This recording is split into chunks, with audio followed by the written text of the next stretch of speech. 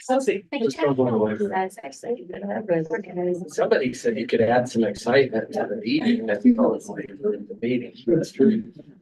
We have a nurse Off duty. who's delivered baby. Immediately said off duty. Not it. Old hat. Will assist with us. Let's turn off the camera though. I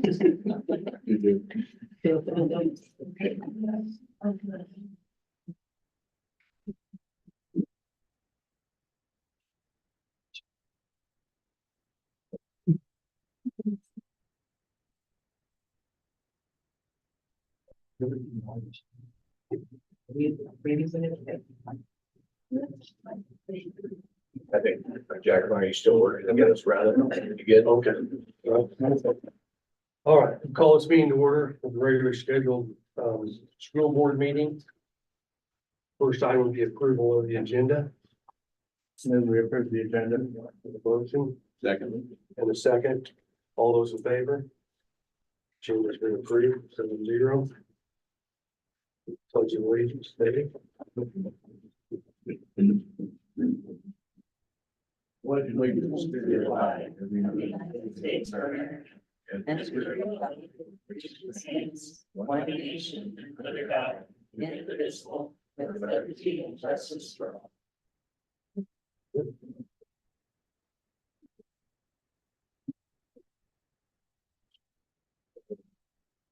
Appreciate all those in attendance tonight and everybody that's watching on the video. You know, if you miss some or part, those are always back on there to go and watch on the video. So try to do that to help everybody out. But appreciate everybody here and watching. Recognition of students. Jacqueline's going to get them now. I think they're loitering in the lobby. At least I think I'll where she went. So they're talking about that. We took 23 kids to state track meet this year. And we brought home all sorts of medals. We have 3 representatives here. We got another one out doing track. We've got 1 or 2 doing basketball. We just get, it's summertime. They're out moving around a lot. And the first time the state track is freshman, and state in discus. Second time the state track meet, 5th place in the 3200 meter run. Toga. And your second time to medal, which is pretty cool. Toga on the far end. 3rd time to medal in the 400 meter run state track meet, finished 8th. Super cool. Jace isn't here. He was gonna come. He texted he was gonna come. 6:03. Maybe he'll walk in. And then Lauren is in Minneapolis, I think, or Delphus, or wherever they have practice. Where they practice there. Beloit, okay. She set the school record. Jay set a school record. And school. Anyway, then we have 4x8, which finished 4th at the state meet. I know I've got it written down, but I don't want to look at it. Kylie and Janae both ran on the 4x8, as well as Alyssa Cowan and Lauren Smith. And then on 4x4, which set another school record of 4, essentially 4 flat, which, you know, that record, let's see, the girls 800 and the 4x4 records were 1995, 96, 97 in that vicinity, that those 2 got broken. And then the record that Jace broke, which is the boys 400, was a Jake Richter record, which is about 2001, 2002. I didn't look those up. But then Tova and Janae were both on the girls 4x4 that won the state meet, kind of carried across. Fun of everybody. Super cool. It was a great finish. Thank you for all of your support. We appreciate it. That's really good. He just walks in as we're walking out. I will run him in here and say, "This is Jay Bell." Thank you very much. Thank you for being here.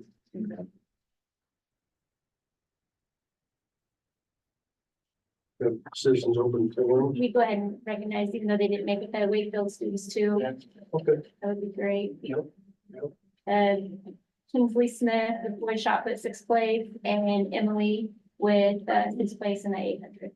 So congrats to them too. It's sophomores too, right? Yes. Yeah. I think so. Wakefield's girls 4x1 broke the school record at Wakefield, but they didn't qualify for state. So that tells you how tough their regional was. Yeah. Very good. And we'll move on to citizens open forum. The board appreciates patrons taking time to talk to us about our policy and procedures. We set aside this time every meeting to hear from the public. Your comments should be directed towards board policies or the procedures of our administrators established to carry out those policies. This is not an appropriate time or place for patrons to make comments for a personal nature about any district employee or student. Persons making comments which violate the privacy rights of the district employees and students will be asked to stop speaking or cease their remarks. If the patron or parent has concern with one or more employees, the board will refer that person to the appropriate administrator, and the board will follow up at a future meeting. Person speaking will be allowed 3 minutes each to express their opinions. Thank you for taking your time to discuss the district business with the board. So first up, I have Rhonda. Don't start by the time yet, because personally, I'd like to thank all of you for my retirement recognition. I really appreciated that. How do you stand? So I'm coming to you as a teacher of many years, 34 years in USD 379. And I want you guys to know, which I know you already know, this is probably a very new point, how awesome our students are in our whole district and how much that they will do what is right. And we have some great students. So I'm coming on behalf of them, also on behalf of teachers, to talk about the cell phone policy. I feel like, as a teacher of so many years, that it is the teacher's autonomy to run their classroom. That's why you hire us, is to take care of our classrooms. And part of the cell phone policy, I feel like, is classroom management. And so that should be the autonomy of the teacher to handle their classroom management. Just like every student is different, every classroom is different. How we handle our classrooms are different. And so I just want to come to you and ask you to please think about that the role of the board members are not to handle classroom management. That's what you hire the teachers for. And have the faith in us, have the trust in us that we will do the right thing with our students. I know I won't be there anymore, but I've had it for the last 8 years. And I felt like in my classroom, it's gone well. And I think if the teacher is having problems, then it becomes autonomy of the principal and their building. Many of you, I sit here and look, and I've had, those of you who have children or have had children in the past in the USD 379, I've been able to teach your kids. And I feel like I've been very honored to do that, but also I feel like you trusted me with your students and with your children to have that classroom management to do with them that was best for their behavior and best for their classroom. So I hope that you will take that in consideration for the upcoming years in this, and the policies that you're thinking about putting in place. Are they really for you to handle and make those policies, or is it something that a teacher should do for her classroom? Thank you for listening. Again, thank you for my award.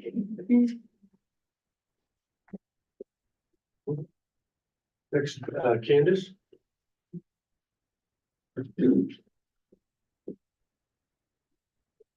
Good evening, my name is Candace Lippy and I'm speaking on behalf of the students at CCCHS. As you may recall, my peers and I were present at the May board meeting.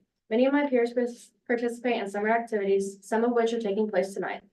I would be too, but due to an injury, I am able to stand here in front of you and advocate for those who can't be here. My peers and I have been taught that to present a strong perspective, you must have evidence to back your claim, so we have consolidated our evidence into 5 reasons. Responsible digital citizenship, trusting the well-trained and qualified teachers to regulate their own classroom, prepare students for the real world, communicate with parents and coaches, and finally, the necessity to learn to use a phone as a tool and not to be seen as a barrier. Digital citizenship is a topic that has been taught to us since elementary school. My peers and I have sat in the gym for countless hours learning how to be a good digital citizen. Our counselors put time and effort into teaching us how to act responsibly when being online. Taking our phones away would simply teach us everything we learned in school at the youngest ages of 6 and 7 isn't to our benefit when we reach high school. All the teachers of CCCHS are trusted to teach each of their students their respective courses, but we can't allow those same teachers to regulate their students' cell phone usage. According to the article, Do Phones Belong in Schools, published in 2023 by the Harvard Gazette, Harvard experts were quoted saying instructors and administrators should consider learning how to teach with tech instead of against it, in part because many students are still coping with the academic and social disruptions caused by the pandemic. Preparing students for the real world can be challenging. And the article, Should Cell Phones Be Allowed in School? Pros and Cons, written by Lynn Perkins in 2023, quote, in today's workforce, digital skills are essential. They learn to navigate the digital landscape responsibly, a skill that will serve them well in their future careers and personal lives, end quote. Experts have researched and acknowledged that cell phones will be a part in our daily lives, so why are we going to give our students a disadvantage in the real world by taking them away in high school? Having our cell phones available to us through the day allows us to communicate with our parents and coaches. I know from being involved in sports that coaches often change their minds about when and where practices are going to be held. Every coach doesn't have the ability to directly email us, but we all have access to the group messages. Yes, our parents can call the school and send a message to their children, but our secretaries that receive those phone calls should not have to worry about relaying the message that someone's child needs to pick up groceries after school. Our fifth and final reason is that it's necessary that we learn to use our cell phones as a tool and to not see them as a barrier in our learning path. The world is constantly changing, and that includes technology. When we graduate from high school, we will not have a teacher or parent to regulate our cell phone usage. In high school, we should be given the opportunity to learn how to use it as an advantage. During times of stress, parents need to correspond with their children. The key is that the student cannot focus in the classroom without knowing. There may be a student with mental health issues that the parent needs to check on frequently. I hope that our 5 reasons give you our perspective and will help you make an informed decision tonight. Thank you for your time. Thank you, Ken.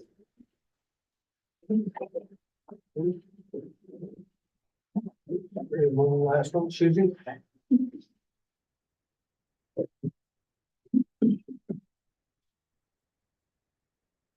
In 1981, my husband and I moved our family from Manhattan to Clay Center so that our children could enjoy the benefits of growing up in a small rural community. Before our move, the parent of one of my son's 3rd grade classmates said to me, "What about Eric's education?" I said, "Gretchen, Clay Center has schools." The implication was that they were inferior to Manhattan schools. Both our children graduated from CCCHS, completed college, have their master's degrees. Eric is a high school principal and Kim is a CPA.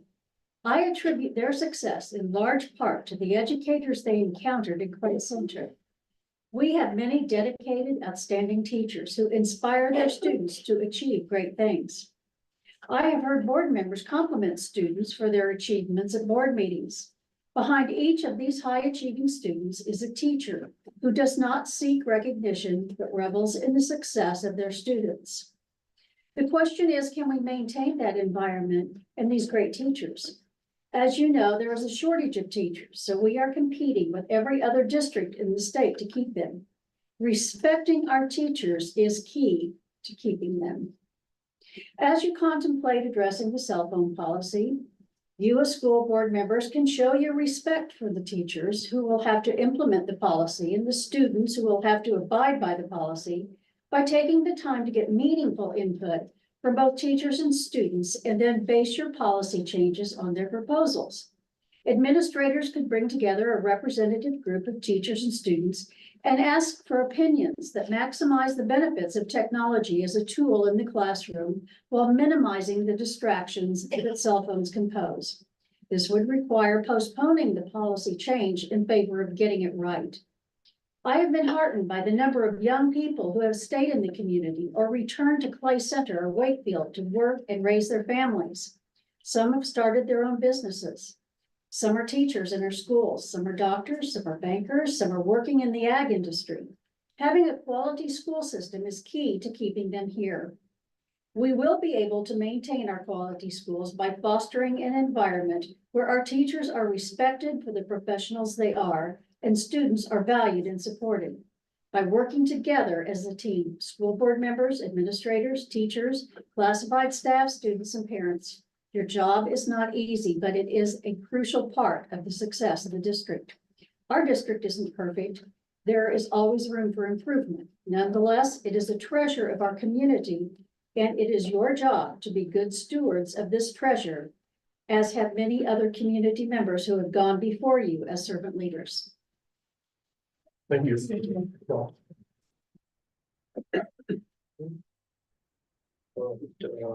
Received communications. I don't have any here. But I know of. Yeah. That brings us to presentations.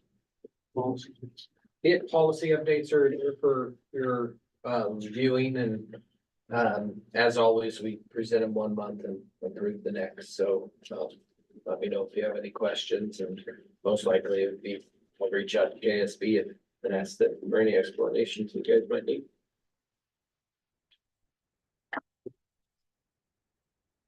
Well, see the grant on this one right here. Would this be the, on the, right here on the red line, the current policy with updates? Is that the one that you're talking about then? Okay, because what I was concerned about is, a couple of them here in the new Title IX changes that are going to take effect. Now, I assume that this is part of President Biden's executive order 14021 that was signed in March 8th of 2021. That basically changed the verbiage into, it looks like the GAAC, which is a sex discrimination revised new title for staff, and the JGEC, sex discrimination revised new title for students.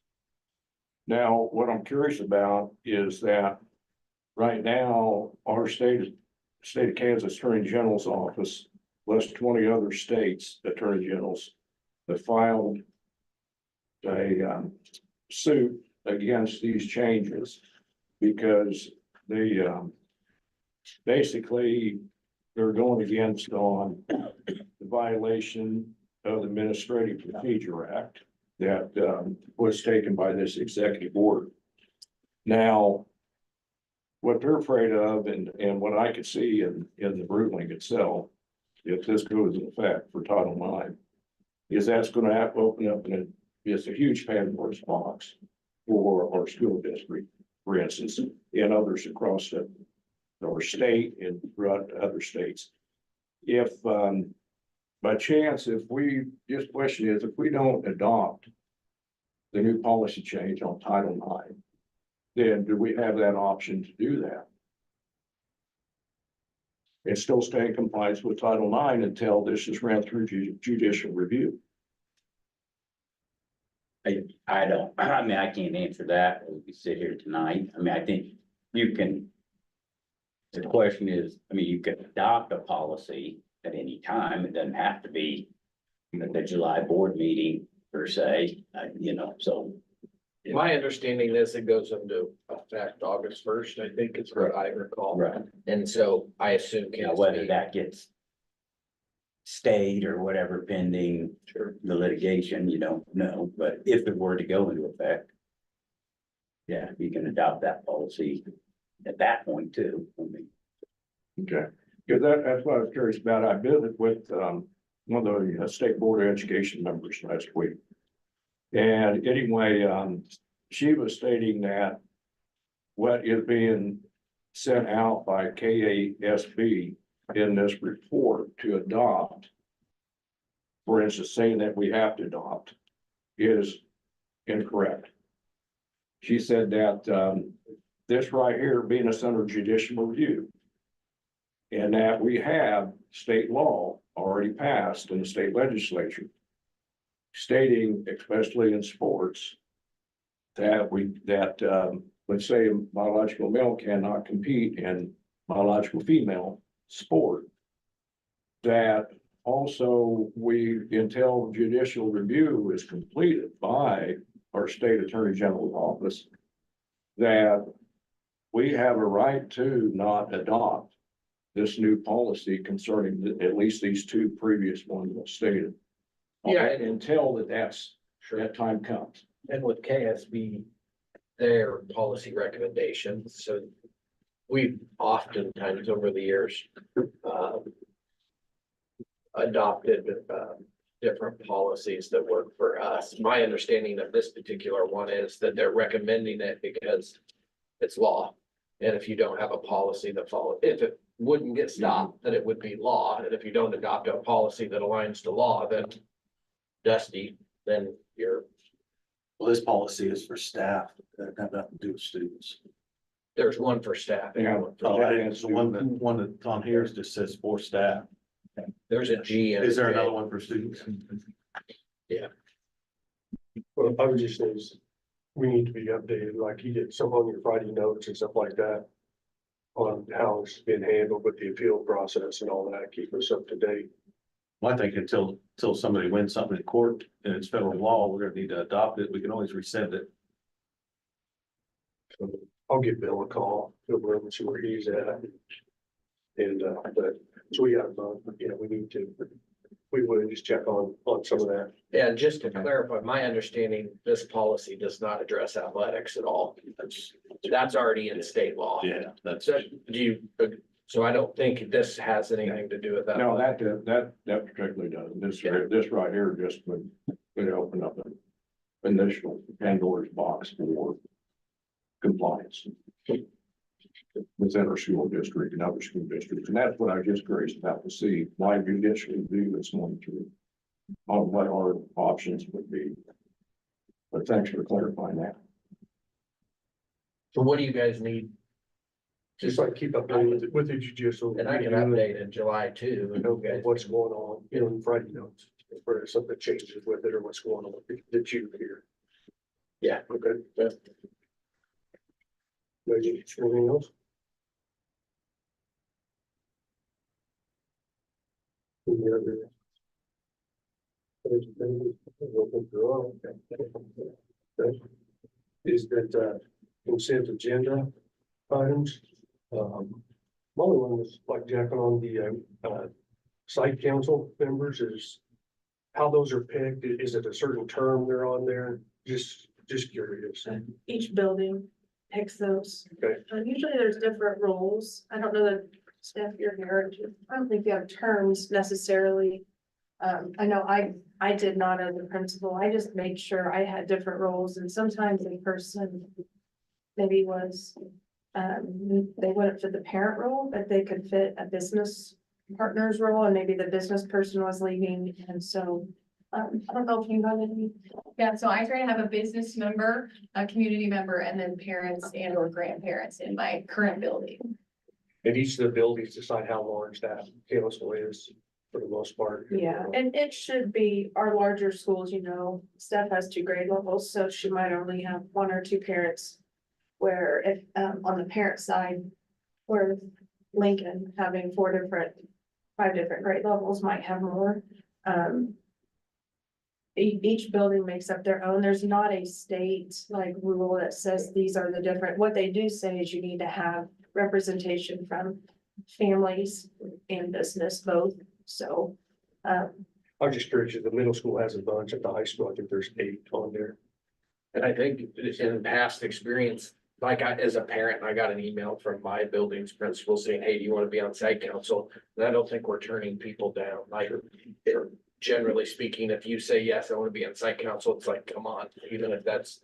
And I think some of them are larger too, depending on the time of day they put their meetings.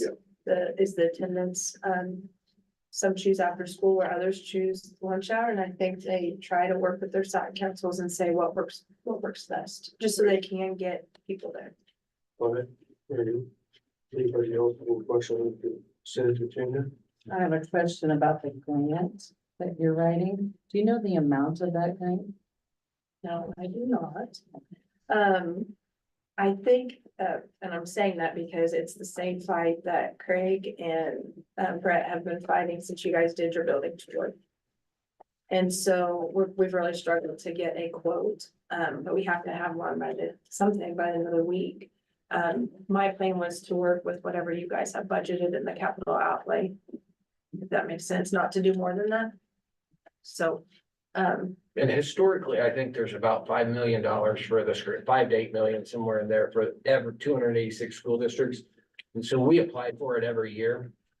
And we always What's on ask, your capital outlay? yeah, Yeah. and we always ask for the maximum amount. And we And never do. historically speaking, you get like less than a fourth of what you ask for, because they have so many requests amongst 280 districts. But whatever, it is a one-to-one match, but whatever we ask for will not exceed what's on your capital outlay plan for our match. And even if I ask for, I won't do that because that's like the wish that we get our full amount. But the chances of that happening are very, very slim. So, In the last couple of years, it's been the exterior electronic door access locks, phase 1 and phase 2. And so those were 6-figure projects. And so, you know, we asked for whatever that phased amount was, and then we ended up getting 20,000. 20,000. I think I asked for close to 50 or 60 and got 20. And so then it accounts for our match, because we already have it built into our budget. Yeah.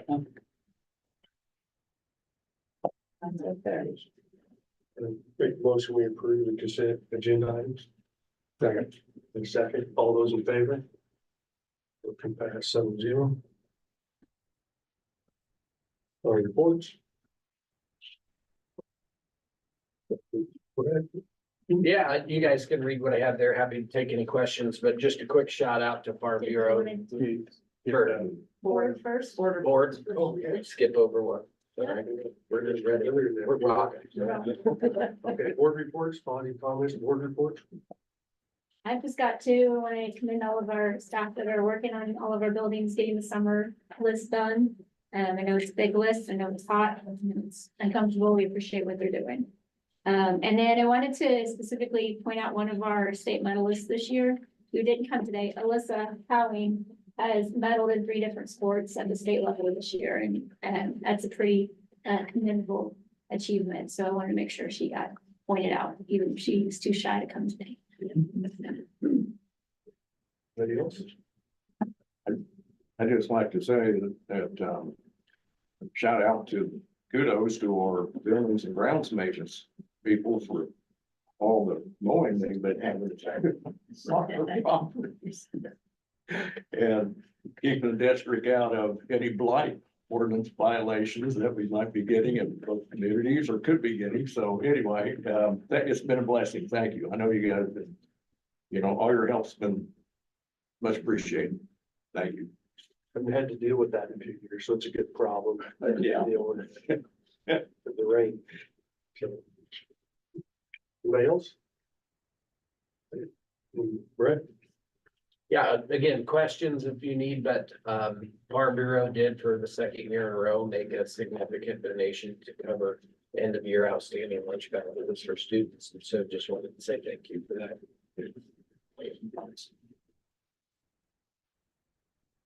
Any questions for Brett or comments on his report?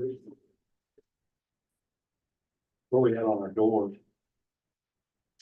They have 2 things, everything, Garfield, Lincoln, middle school, high school, all done. There's about 4 doors that need finished at Wakefield, and then they're done. Can you have somebody work on the door to the computer lab at Wakefield that doesn't lock? Yeah, it's on the list. Well, I'm just saying, it's probably, other than the wood shop, it's probably the room with the most expensive equipment in it that can't lock. I just been like that for over a year, probably. Get her on the list. And there's a window unit sticking out of the window right at the front door of the building. That probably could be removed and a panel put in there because they put central heat and air in that room. It's right at the front door when you walk in the front door. That we probably don't need anymore for aesthetics, maybe. Might be a good idea. Okay.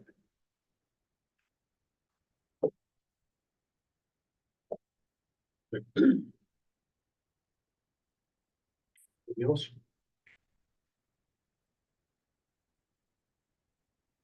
Good. We talk about that, and we brought the idea of a meet and greet for the new hires of the district, and that, if that's something we would be interested in doing. It talks about it there. again, you get to the summer and busy schedules and everything, is that my thought would be if you do it to try to tie it into as close to when we do they come for the first day, whether we do something the night before or something like that, or something to think of, rather than having a separate, everybody's busy in the summer, you know. But if that's something, put some thought in, we can talk about July, get to know, at least introduce ourselves to all the new staff Who's the good at that? in the district. Was it that first week? Kind of, it was when, after everybody reported, it was after. When we did it. When the new hires started, but the returning hadn't yet, so did we It need was to in somewhere? that, some night we have like 8 new administrators. That would be best if it's after they've already reported. Yeah, You know, I think that's a good idea to try to do something like that, but look into that and work out the details. If we can fit it into that window during that time. I know sometimes like when we get new teachers back for new teacher meetings, that's a good time, like maybe even if you just hosted a breakfast or something. Right, that's what I'm thinking. You know, when they're already here, you guys can come over for breakfast or something if. Something that tries to tie into what they're already doing. What's not an additional event. What do you think, Jack? I can share a few ideas, maybe you can share what you can get some info. Good. A lot of them, they're just coming to town different times. Right. Because they're, be from their travels or their being or whatever, so, but they come on August 5th, so we can look at that. For sure.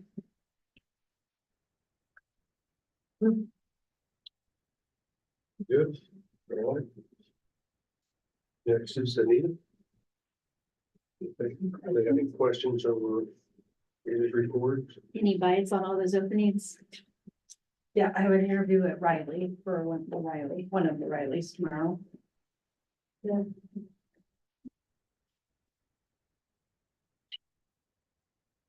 Anything else for Anita? Jacqueline?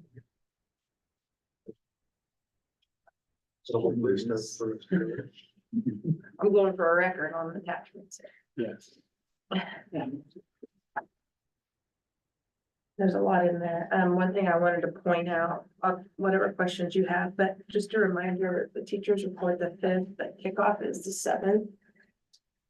And I know we like to have board members there when we kick off if you're able to be there. What day is the kick? August 7th, Wednesday, August 7th at 8:30 at CCCHS. Just drive safe if you come. Yeah. And I love the literacy screening data that's presented. That's, they want to take time to look at the improvements that our students make from fall to spring. That's commendable.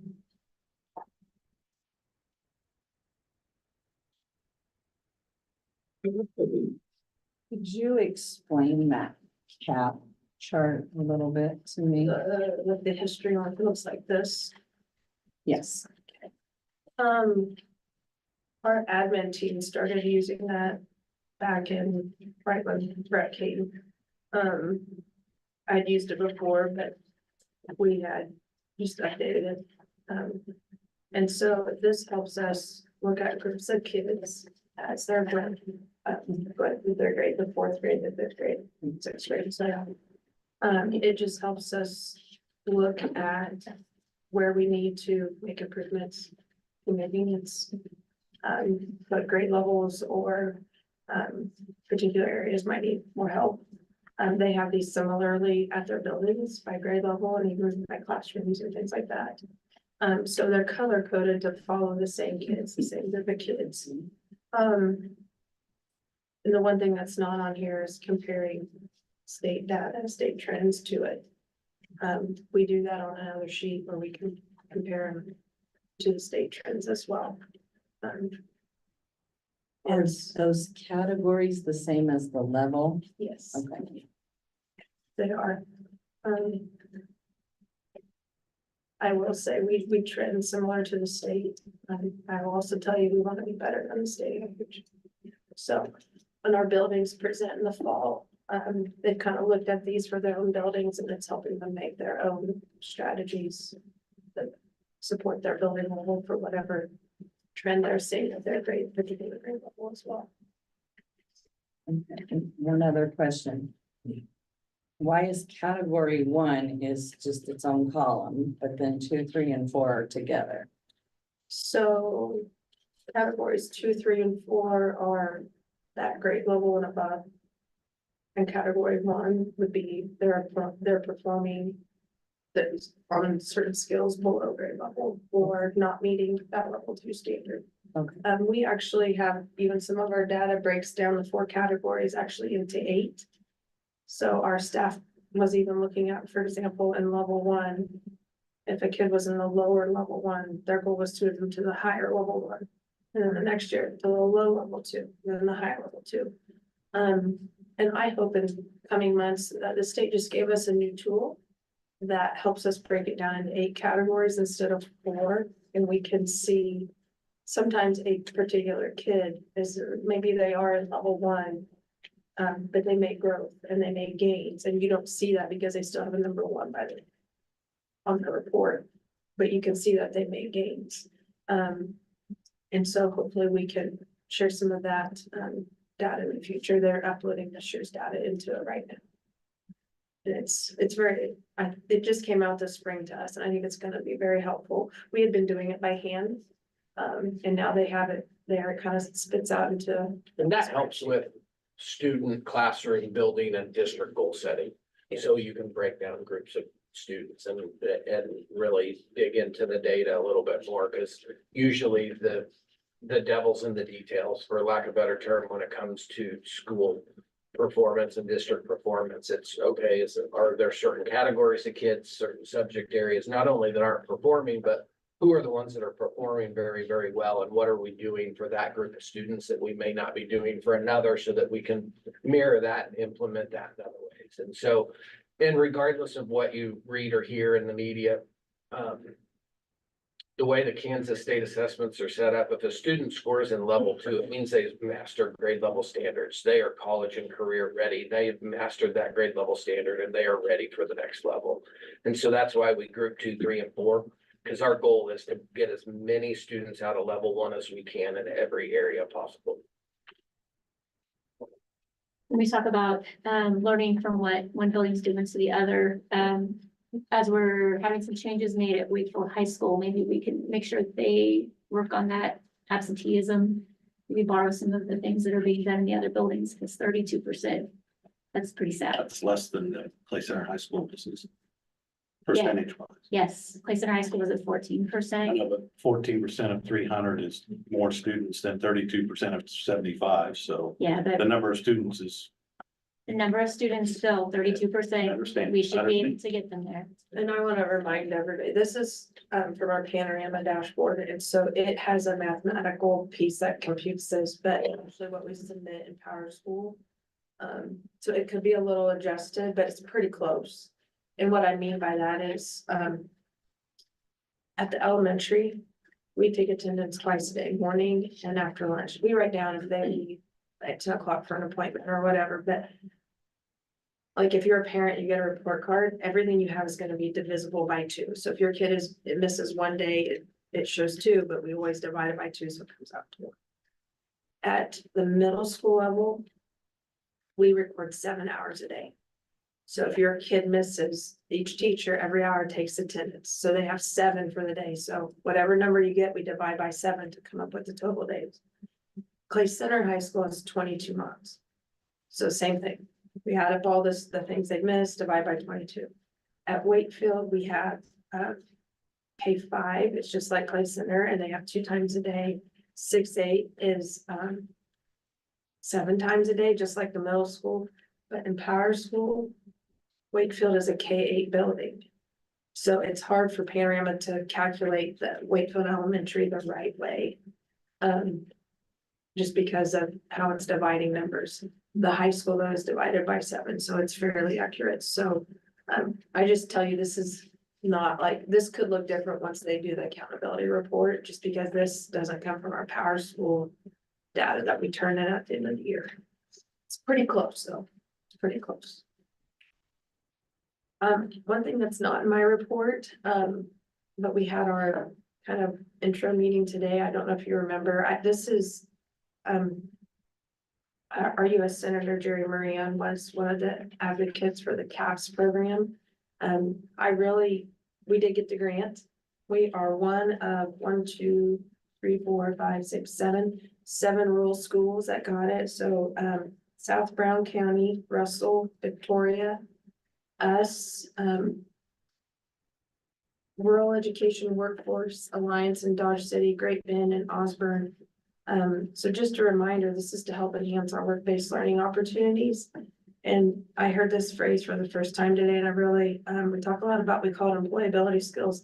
She said, I like to call it durability skills, because it helps them be durable employees. And, so we're, gonna start working on our training and how we can help that. And I think Lisa and I had went in and said, like, what can this do to help our seniors? And, came out of our meeting today saying, this is what you really kind of work with your juniors and sophomores on, so they have successful internships when they go out their senior year, or job shadows, or maybe it's a college visit or a work visit or whatever it may be. So we're just starting learning what this grant is providing for us. So we will look forward to sharing that with you guys as we move forward. But I have the article. I'll make sure Brett gets it to you guys. So Well, I did share a thing with, Brett on the STEM camp, of looking into something like that today in the summer. A STEM camp, Jefferson City did one with Cloud County Community College for 2 or 3 days, being a little thing to look at for kids who are out of school. Here's going back to these stores here. This is, see, I was on the committees at the middle school. We met up there as the community thing and that. And then, so since then, we've got things to improve our language that you're working on that we're gonna start implementing next year, okay? So, but when I look at this is probably the one that bothered me the most, and maybe I just don't understand enough, but that's a lot of blue dots and below, and there's very few green ones that say me, and I guess that's concerning to me, where I don't understand them enough, and this is not pointed at anywhere. Yeah, I was in, when you do the coaching part of it, that when a weakness is identified, you got to start working harder. You can right now in a short amount of time, and it's just frustrating sometimes. These come back another year down low, and that's been 16 months and to get things implemented. So I think that's part of the frustration of it, if you know what I'm saying. But the language arts is the worst, but the math also, I mean, there's not one on there that exceeds, I guess. I mean, we need to, and whatever we can do as a board, you know what I'm saying, we need to be a part of it, because that, I don't know, and by looking at it that way, is that wrong? I mean, when you put something in a chart like that, it doesn't look like we're doing very good in our state assessments in English and math on the board.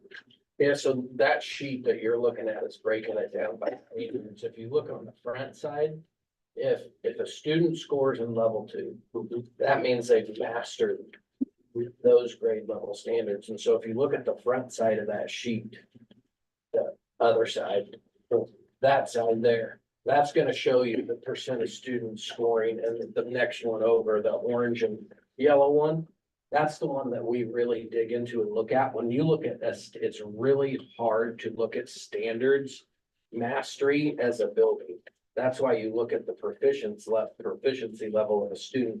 When you look at the standards mastery, that's more of a classroom level piece. And so in my opinion, it's a skewed way of looking at building wide, because you're looking at building wide data.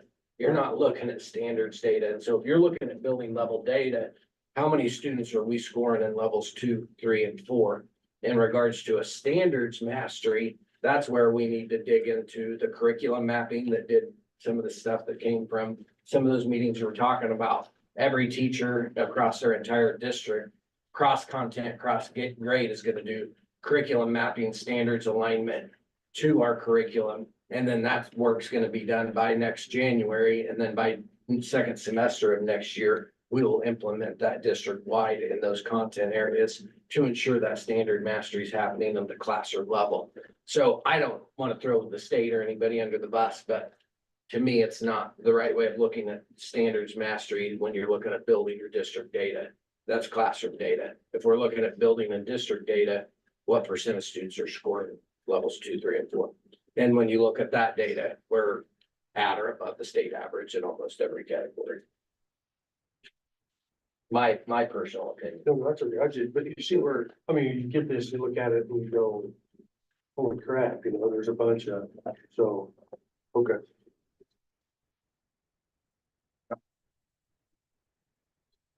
And then on the critical absence, I think isn't our district goal 10%? Is that what it is? 11. It's We're at it as a district. our goal is 10, is that right, if I remember right? We were at 12 last year. Right, so it's been improved, but the way I look at it, I hope sometime we get to where not just the average, but it's below 10 on each school. You know, ideally, that would be the most It's successful. taken 3 years to get away from the COVID. Is each school is And I think- below 10%. I think something to remember is, anyone remember what our chronic absenteeism rate was 3 years 2 ago? years ago, 2 years ago? Right. It was 19. 19%. Right. So, I would say, again, this may need some of these procedures, I don't know, just to think about more of the level that we're doing, maybe the high school needs to do a few things different than what they're doing in the elementary school, make them more specific to the grade they are to look into it, but you know, I'm just, the elementaries, like I say, are all good here, as you know, obviously as they get older, but I would like, hopefully, you know, we could get each school to its 10% and not just the average eventually, so. Just Any information about the credit recovery at Wakefield? I would say there was some stuff in here about Clay and the middle school and high school. I have, there's 15 kids. There's notes. So no, It no. doesn't have notes, just has the numbers. Right, all I have is.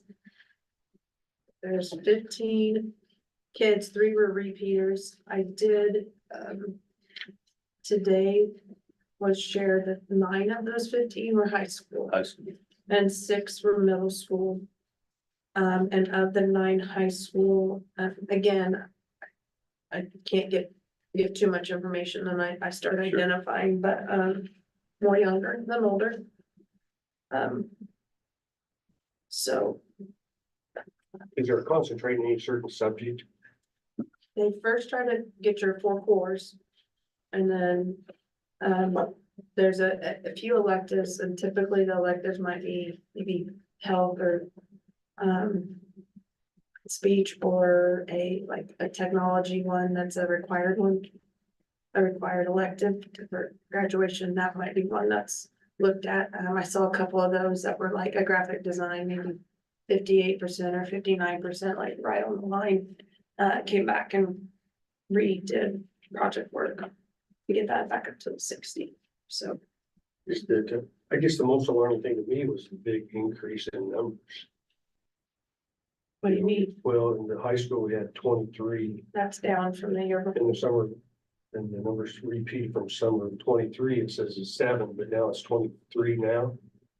Am I seeing that wrong? No, of the Of 23. the 23, are 7 repeat. are repeats. Oh, it's just doing repeats, it's not who did it from one year to the next. Correct. Like on that middle school one, there was how many in there total on the middle school? 13. Yeah, the year before they had 36. Yeah. They read that note. Yeah, okay, So it went from 36 to 13. okay, now I see it, okay. I see what to point out. Is this part of being paid for with ESSER funds? It is, but it was, credit recovery has always been a piece, even before we just moved those paying it out of ESSER. Now, the enrichment week this week that's happening, at the middle school, it's a STEM week with K-State, that's paid out of ESSER. But credit recovery was previously paid without risk dollars prior to ESSER money being available. And then the final grade after they do this, just the teacher sign the final grade then after they go through. Yeah, the F stays on their transcript, they just get a pass fail. And that's the teachers, Mhm. like they submitted, and say, okay, if they do this The work. teacher submits and says, here's what they need to do in order to get a pass, to get to 16. Anybody else have a question? I just want to point out again, that combination between the two concerns, you have the chronic absenteeism and scores, so if, I mean, we've got to get our kids in the classroom, parents have got to get their kids to school. Because there's nothing that we can do to educate them if they're sitting home. So please, do your part. Anything else for Jeff?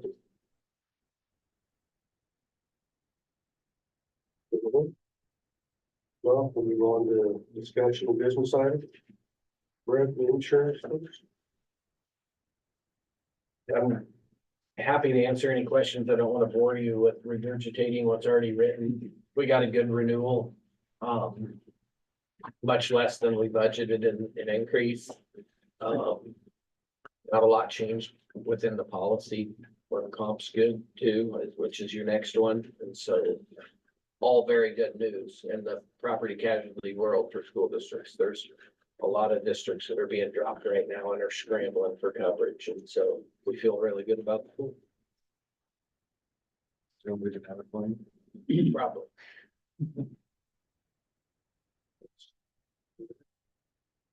I move to final approve to bind property and casualty insurance coverage with the Kansas City Education and Risk Management Pool and Lloyd's of London through Iron Insurance Partners as presented. Second. A second, all those in favor? Motion carries 7-0. And I should just add, just to make sure you guys are clear, we did include a deductible buy down policy. Yeah, that renewal was cut significantly, reduced significantly, and so that's a good thing. So hopefully, just wanted to make sure you're all on board with that, that if we do have a claim, we access the buy down policy first and then the actual program. Any questions on the compensation, renewal, workers' compensation? I move to approve the RAS workers' compensation quotation through Iron Insurance Partners as presented. Second. So second, all those in favor? Motion carries 7-0. Okay. High school student handbooks. Yeah, I just had a brief excerpt right here. I just like share with Ed, but won't take a minute here. This excerpt came from the Courageous Conversations meeting that was held in January 2024 at the Rex Theater. And for starters, I want to commend the subject matter experts, what I call them, for going in front of the parents and the youth and giving their take in on this. But well, one of the speakers stated that taking a phone away temporarily can be wonderful for kids to motivate them to change their habits. They also spoke of working with a high schooler who was lost when her parents took the cell phone away for a couple of months, but it kept the individual out of trouble they were getting into, and it helped change the group of friends that they hung around with.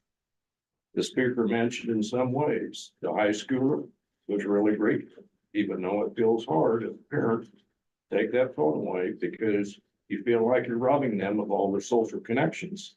It isn't all bad. It can sometimes be helpful.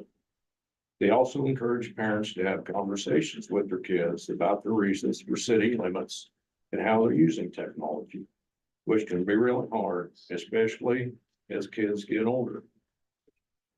The Yonder company, who of course manufactures Yonder pouches, their research recently states that 900 of the 900 school partners that they currently have contracted with have reported a 65% improvement in academic performance, 74% improvement in student behavior, and an 83% improvement in the classroom.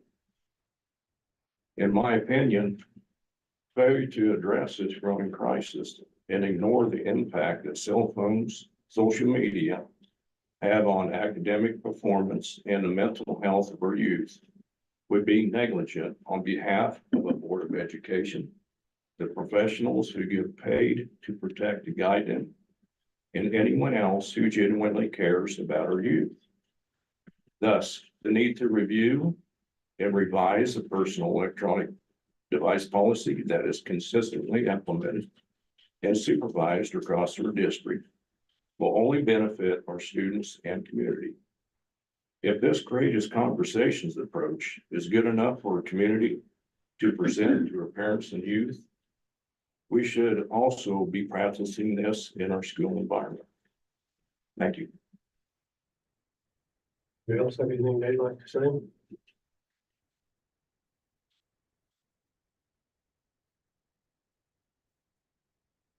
Thank you.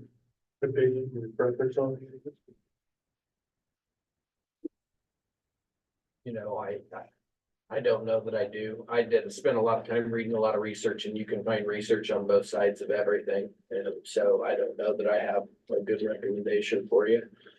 Other than I read a great article, it was in one of my USA magazines, and it was talking about this topic, and several school districts across the country that have successfully implemented some kind of plan revolving around cell phones have put together a research group with the group of stakeholders, represented students, staff, community members, board members, and then and task that group to solicit feedback from stakeholders and look at the research and develop an appropriate plan that with buy-in from stakeholders. And this article is all about how that approach has resulted in a pretty successful implementation of whatever the end outcome was.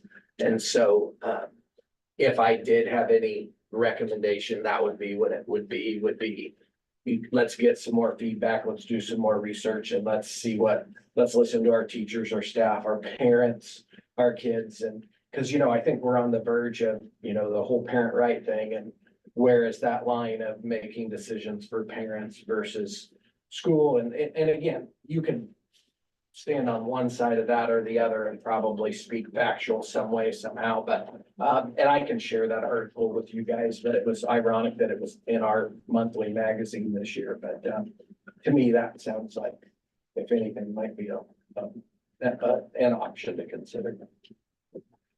It's being talked about at the state level, so, because there was House Bill 2641. But that bill was gonna be the inclusion, the part about it was it would outline certain conditions about privately owned communication devices could be used, including the implementation of a student's individualized education program or authorized by a teacher or administrator for educational purposes was part of that bill.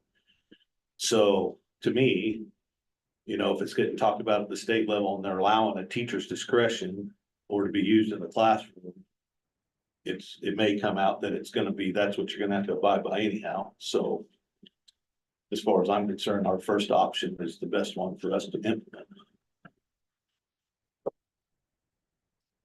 And that bill hasn't come out of committee yet, but it has been talked about.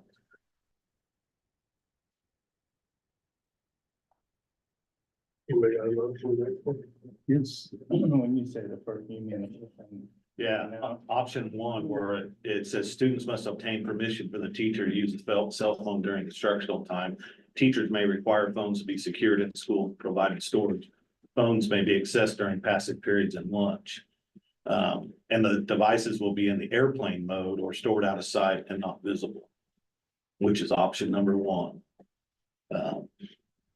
You know, if a teacher thinks we need to have their phone out and using it for educational purpose in the classroom or allows that, you know, we gotta move on with the technology. It's gonna be everywhere. Right. You know, and I'm not saying they need it 24/7 in the school, but if a teacher wants it used in her classroom, then they ought to be able to have the ability to do that. And back to classroom management, you know, we're not here to do that as a board. That's not our job. And if there's an issue at a building, then I think it falls back on the administrator. Make sure their staff complies by the rules and make sure their students comply with the staff's direction and try it, see what happens. I don't think locking it in a pouch and having the kid responsible for the pouch and unlocking it in a pouch at the end of the day is something we want to do. Seems like we're violating a few personal things there as far as that goes, to me. Well, and that does put one more thing on the teacher, they gotta lock it, and they gotta lock it each day, Yeah. so, you know, I agree. I don't think that's something we want to get into. So where we're locking up somebody's personal property and they can't have access to it between 7:30 and 3:15. What Yeah. if you changed option 4 to all the devices are turned off during academic hours and you added the teacher has the option to allow that in the classroom. But the rest of the school day, the phones are off 8 to 3:30, with the exception of a teacher requesting they use them in a classroom. Still kind of feels like government overreach to me. If a parent is sending their child with a cell phone and they want them to have access during breaks, I don't think it's our right to say they can't have it. I like option 1. And I think regardless, they should be out of the locker rooms. Regardless. Yeah. Too much happens in there for it to be you know, and that's gonna be, our coaches are gonna have to be, you know, hey, it's not gonna happen in here, or, you know, make sure the consequences are paid if they are.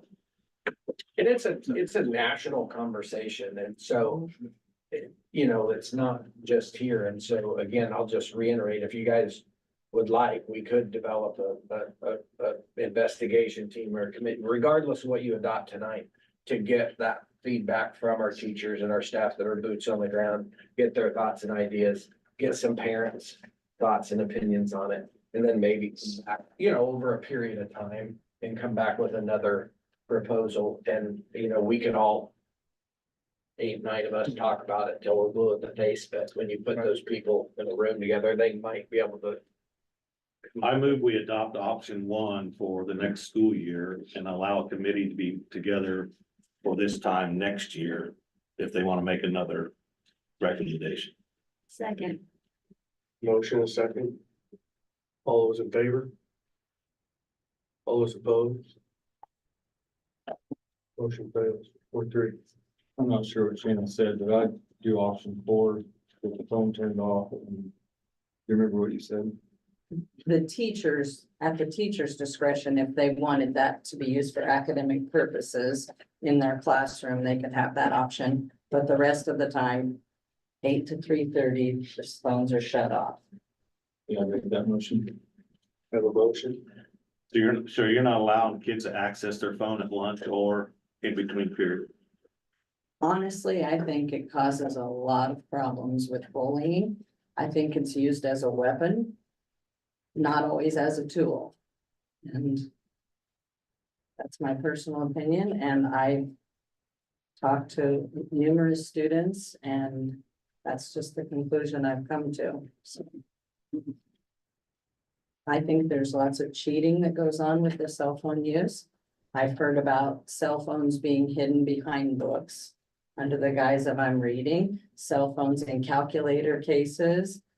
The list goes on. And that's concerning to me. And I would like to see students, well, let me back up. I think there was somewhere in one of those articles, if it's accessible to them, and we all do that, so why wouldn't kids do that?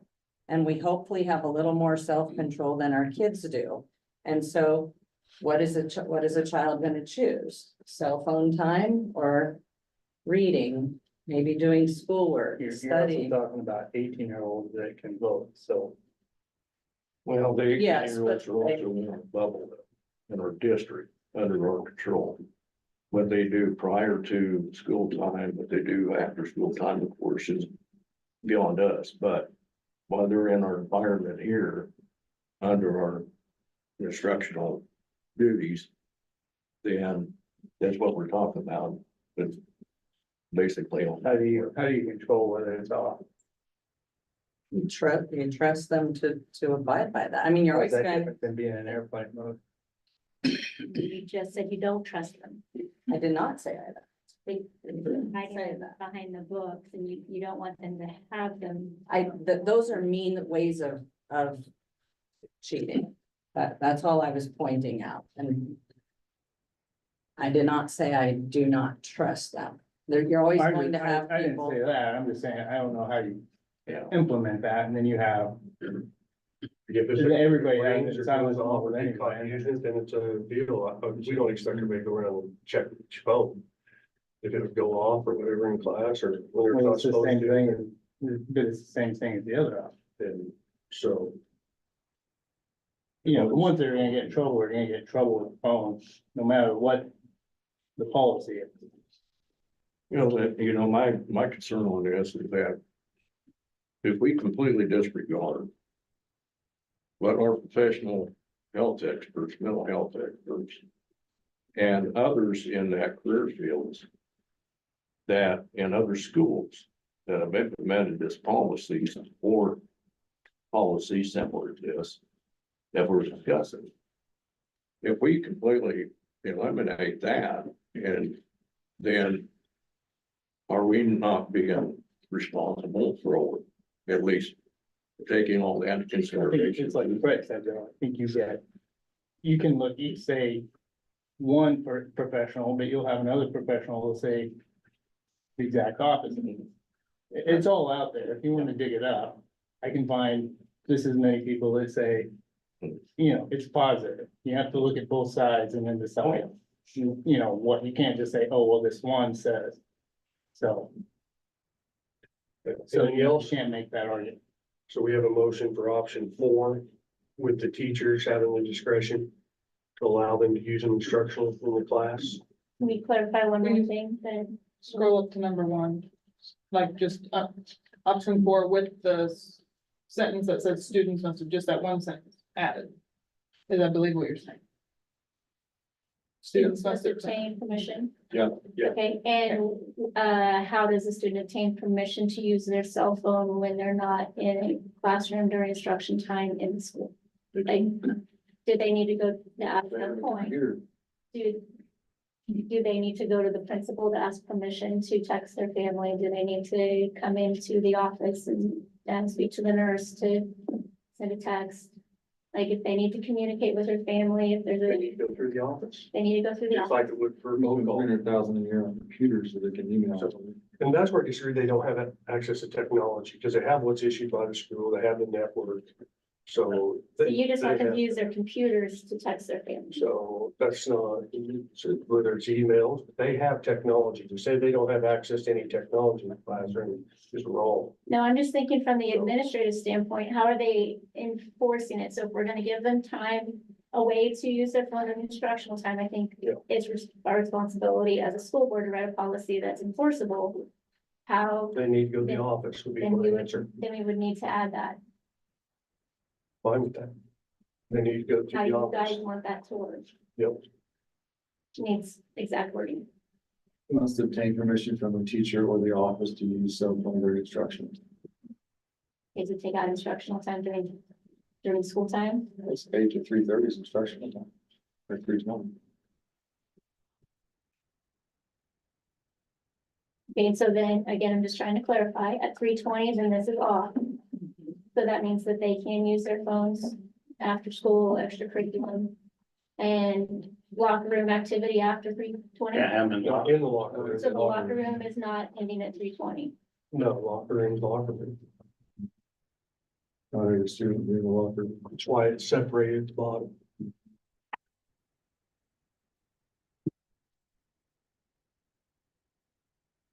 So if they're gonna use it during their passing periods or lunch, they'll get their permission from a teacher at the office.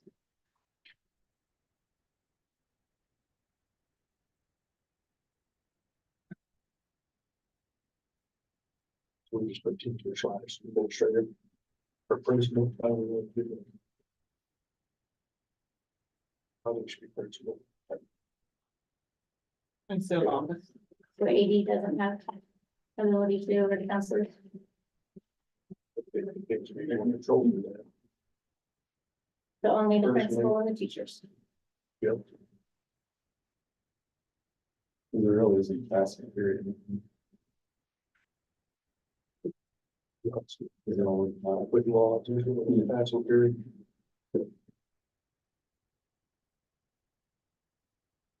I don't know, from my opinion, just being a building principal, of several hundred kids, if you're gonna be a source of giving individual permission, think about that hundreds of times a day, like, that does not seem to me very reasonable. So they do administration.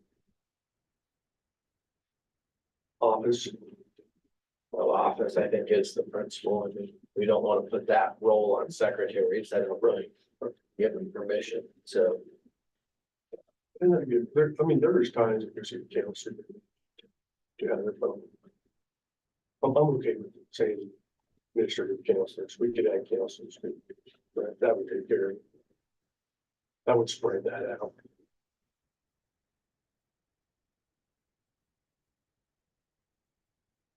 Say it again, this feels like government overreach, guys. You are taking control over the parents' decision for their children. That sounds like COVID. So you are in favor of that? So we got a motion. Got a motion, so the motion would be then, Sharon, the motion should be is option 4. With the teachers, administrators, or counselors allowing for instructional or giving them permission, right? On that first line, we're just gonna add. We're gonna add Administrator and counselor. administrator and counselors at the top, in the highlight area. Why don't you read back what you got, just to make sure you got it. Yep. Okay, so option number 4, but we're gonna add the line that says students must obtain permission from the teacher to use a cell phone during instructional time, and after teacher will put /administrator/counselor. Take care of like. On number 4, does it say, Mhm. and you want that off?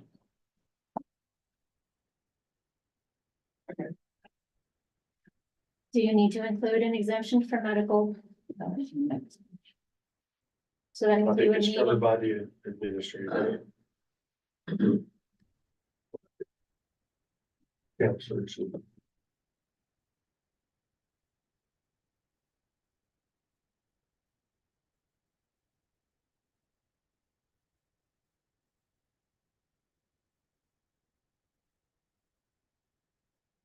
We have a motion. Any questions on the motion? For a second?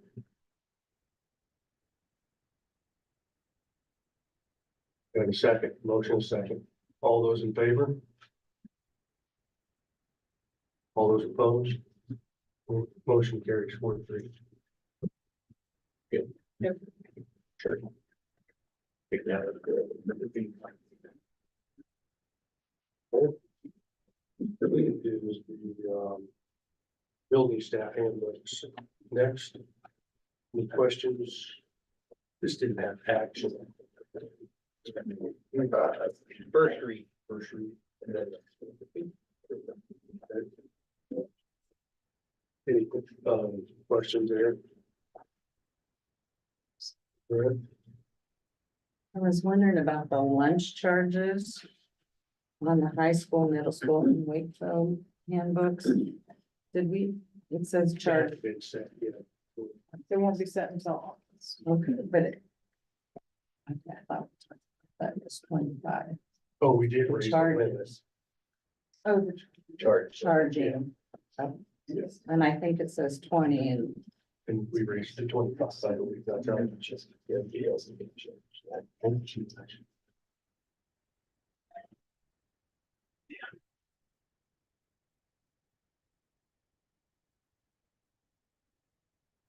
Anything else on staff handbooks?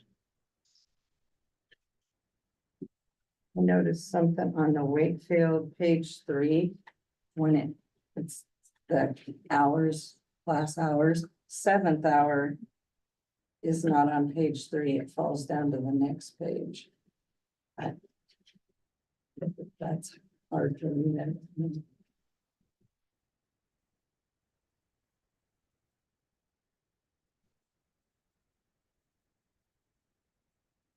That all? Good old- Yeah, we, good old Microsoft Word. Formatting. Yeah. Anything else? This time, again, you can send, maybe packaging next week, to talk about anything, but you notice any errors or some typos, whatever is. Forward them on to August, and Brett will get those taken care of over the next month. Classified handbook. Questions on that? Yeah, that's the only thing I had on here is that, thank goodness, like you said, we were able to, increase the hourly wage. That on that part, so that was a blessing in itself, especially with the consumer price index increase. That's astronomical. In the meantime, I was reviewing the steps here. And seeing that each step has a 25 cent an hour raise on that. And is there on the time frame between each steps? That's what I'm just curious about. to Year. see. Each year. Every year, Pardon? a year. Okay, so we're giving. So if you start out at 13, you go to 13.25 the next year, 13.50. And that's assuming we don't adjust the. That's assuming you the don't base, change yeah. it Right. with the next time negotiations happen. And every year I've been here for 5 years, we've always done a step plus an adjustment. Yeah. Okay. All right, thanks for clarifying that, Tim. And then I think there was a clarification there, where it is not everybody starts at step one. When you hire them, that's negotiable where they start at. Okay, so. Been on qualifications, things like that. Okay. I have a question about leave on this here. Says, so we're given, for 12-month employees after completing the 5th year of employment with the district, chargeable leave can no longer be used for personal leave. Yes, because we increased. Because you increase vacation, so you take away the 5 personal days. Right, so that's something we heard back from our retention and recruitment team. Resounding was, we hire on our 12-month classified and they have, number one, they start out year one and they don't have access to any vacation. Till 90 days. Yeah, well, That's the proposal. that's the new. Oh, well, I thought I read that in here somewhere that it was in. That's what we wanted to fix for them to help recruit teacher or classified staff. And then they didn't get an additional week until they worked for us for 10 years. And we did that market analysis with local businesses in our community. And that was something we also heard from that retention and recruitment classified team was, hey, if we've worked here 5 years, we feel like we've earned another week of vacation. And so we made that adjustment to hopefully retain them a little bit longer. So when they first get hired, if I read this right, we're giving our classified 2 personal leave days. Then when they reach the 5-year, it goes to 3. It used to. Well, I'm reading, this is what's in this handbook right now, is what I'm reading. But the vacation section down later applies to just 12-month employees. Well, this is under leaves and absences where I'm reading right now. It says right there for 12-month employees after complete, but I'm saying it says, so we give them 2 personal days when they get hired. And then after 5 years, they can change it from 2 to 3. And upon completion of 10th year, they change it from 3 to 5. That's the way it is right now. For Yes. non-12 month. I know, yeah, but I'm saying they're getting some personal days right off the bat when they get hired. Without even working for us for 1 day. Out of their sick leave days. Right. Okay. So down here where it says 12-month, it's prorated, but it doesn't say that. It just says 2 work days of annual chargeable leave. Used to may be taken. prorated and then we front loaded it last year or 2 years ago. We started front loading Okay. everybody. Okay, so right off the bat, they're gonna get 2 personal days when we hire them. Is that correct? This is Am I our, reading that right? Mhm. Okay, okay. And the reason down there that personal days are no longer after the 5th year of employment is because you're giving them another week of vacation For And the then- 12-month. and for the they- 12-month. and And they- then after 10 years, they get another week or another week. So Yes. if you work for this district 10 years as a full-time employee, 12-month, after 10 years, you should have 3 weeks of paid vacation. Is that right? You'll have 4. Okay, Because you start with two as a. start, 12 oh, you start with 2 as a 12 month, okay, I'm with you, okay. At 5, you get a third. And you'll Right, still at have 5, just you get a as many- third, and at 10, you get a fourth. Yes, you have Okay. just as many sick days as you always did. You just can't use those for personal once you start. Well, I didn't know we were given 2 personal days, right, the day we hire you. I thought maybe we had that 90-day grace period or something, and then you got time. No, but we have it written, if they use them and they leave, we dock their pay before they leave. For those. Okay, well, you understand what I'm saying, we never did that before, I didn't think we didn't have that, but maybe we did. You could always use 2 personal days per year, but before we only gave them 1 day a month. One day, And now that we front, like. you front only have- loaded it. Yeah. Somebody Now that we- gets hired, if somebody gets hired tomorrow, they automatically got 2 days. They've automatically got all of their days. All of If their they leave after 1 month and they've used all of their days, we're now taking the money back for all the If they months hadn't earned didn't it work. yet, we still dock. it You from can their still pay. dock their pay. Yeah. I Okay. did that after COVID because some people had kids sick. I understand that, but I mean, it's not very, it's you gotta clarify that a little bit, I think, in order to make that work, okay. And that's one of the reasons we added the orange language this month for the non-12 month, trying to. Yeah, it's Mm-hmm. in my there, but yeah. I was just trying to think, okay, the reason you're taking the personal days away after 5 years is because the other week is vacation. Yeah, and they still don't lose any days, they're just in their sick leave bank. Right, but I just want, you gotta have an incentive for somebody, okay, I've been here 5 years, am I gonna stick around for another 5? This is a significant Yeah, upgrade well, that's, for 12 yeah, months. and that's our main place that we have trouble finding people is to classify. In that number 2 bullet, would you like it to say something a little bit more of? Where you at on see number 2? vacation or something, so it's not so alarming. I just.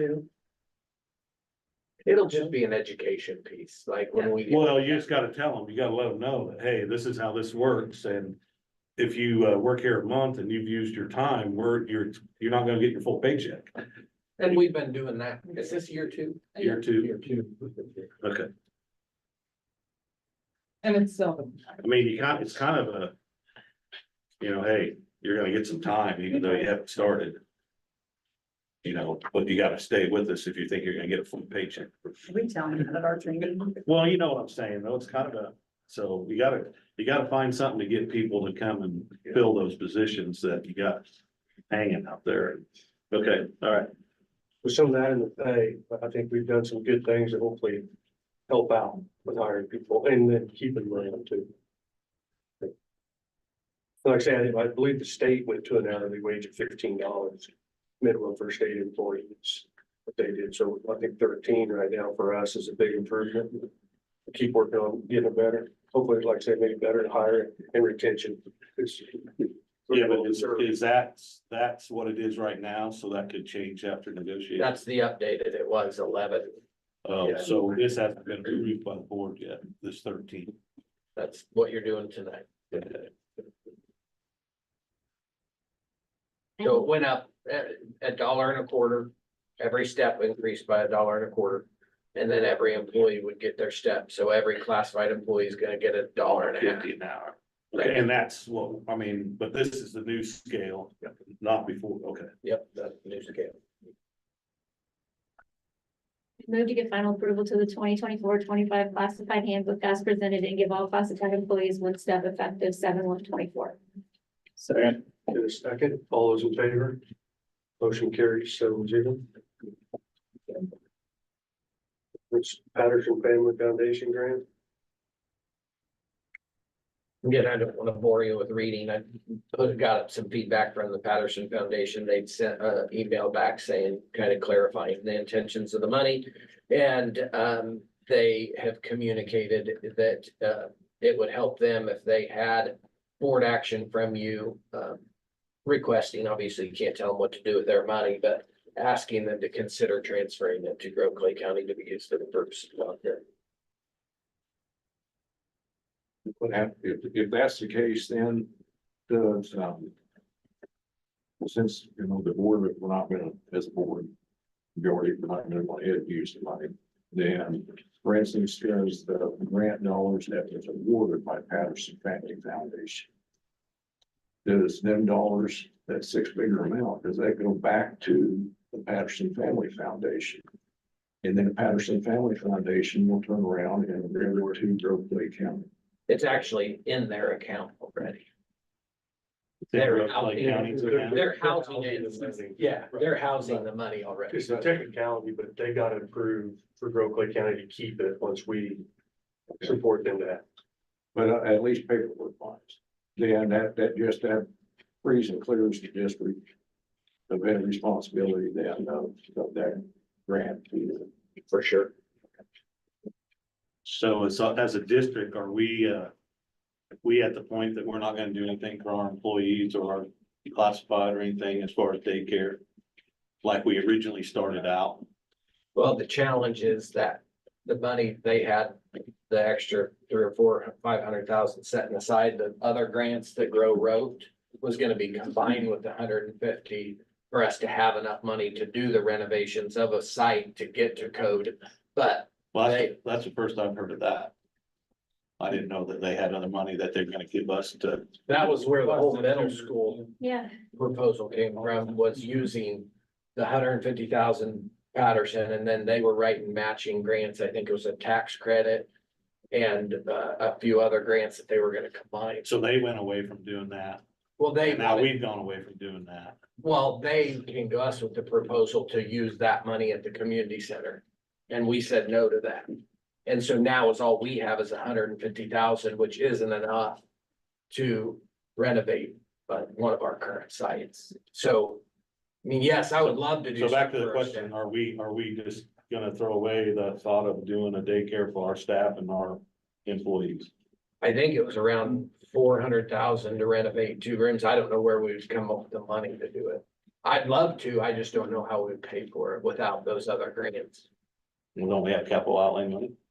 We do, Okay. we've already approved next year's budget. It's. Yeah, I mean, I work for you guys. You tell me what you want to do. I have no interest. I mean, we had a chance to do it for free and didn't want to do it in the county, and so. Well, nothing's free, Tracy. So- I know.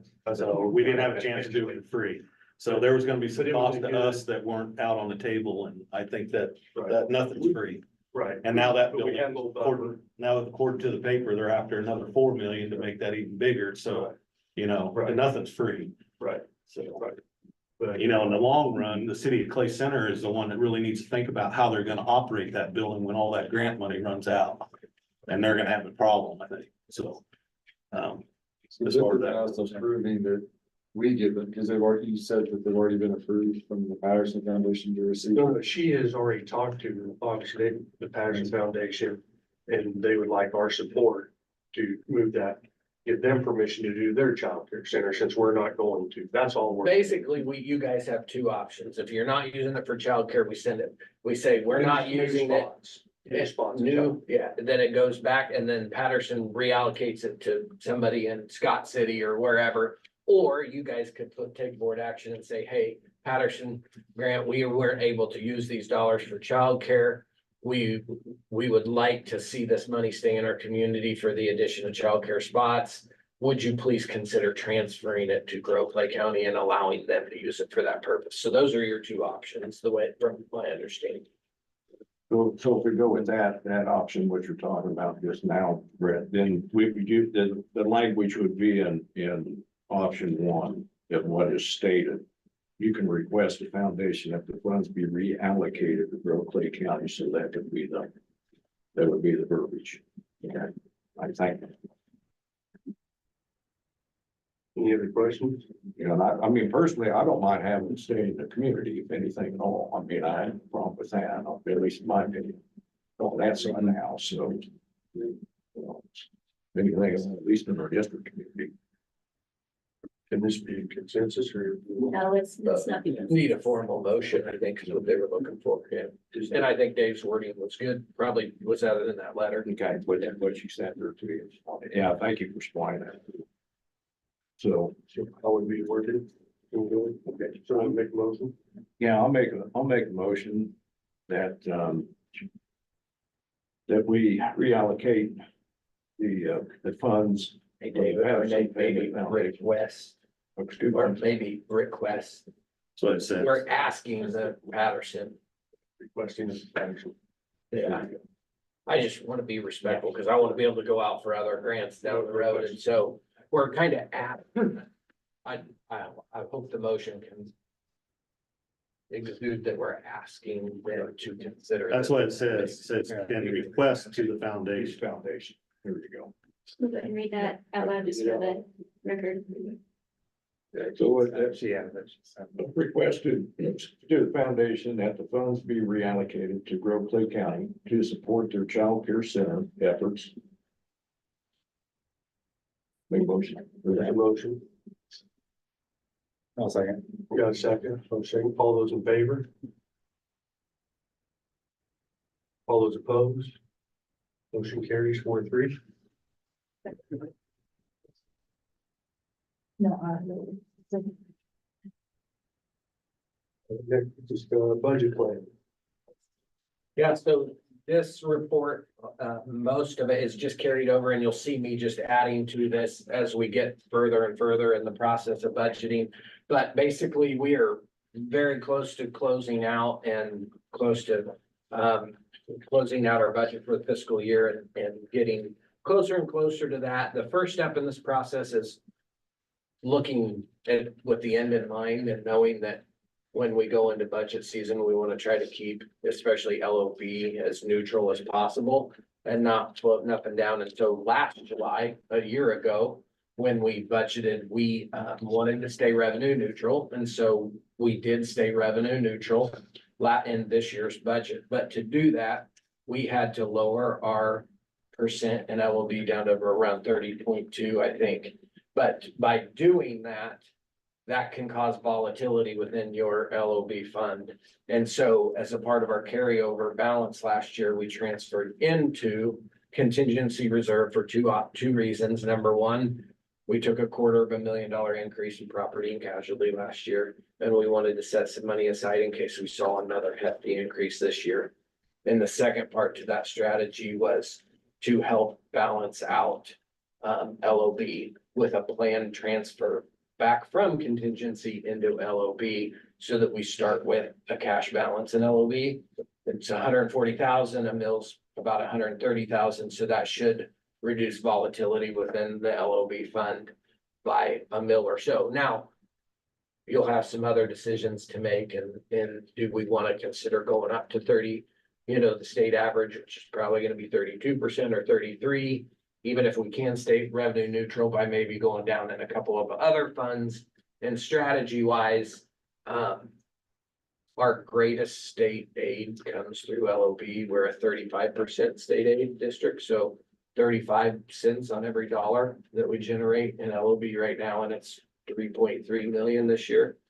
So over 1 million comes from other cities.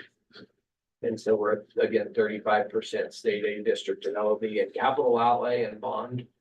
When that big assessed valuation increase came 2 years in a row, those state aid and those funds dropped from in the 30s down to the mid-teens. And so there is some strategy, I think, in maximizing your authority in the funds that have the highest state aid. And so until we get our final legal audited max and we get the budget software, I won't know exactly how it maps out. But there might be some strategy in maximizing our authority in LOB to maximize state aid. Even if we have to decrease a little bit in another fund. So, but first step in all of that happening would be to authorize us to make that transfer from contingency over to LOB.